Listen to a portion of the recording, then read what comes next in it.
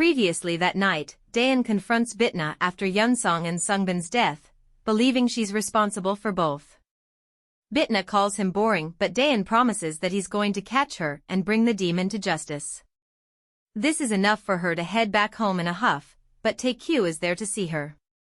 He wants her to stop involving herself with his family as it's making him uncomfortable. Not just because of their breakup, but he just doesn't want her using his father for leverage. He knows she won't leave the villa, but tells her the neighborhood is dangerous, so she needs to be careful. Like clockwork, a woman is attacked heading home in the villa area. A man takes her into the alleyway and looks set to stab her, as the episode comes to an end. The Judge from Hell returns with a slightly weaker episode this time around, and yes, the twist involving Sungbin's multiple personality disorder is resolved within the preview, so that's not much of a surprise.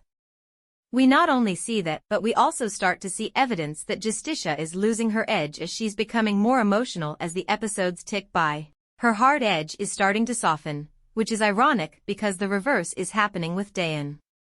He's determined to track her down no matter what and will undoubtedly start to narrow down his search and get Bitna eventually, possibly thanks to her empty cans. The supporting characters have extra depth this time, and we see the consequences of what happens when demons become too emotional, which definitely helps show the stakes that Bitna will have to contend with when she, inevitably, hits that point.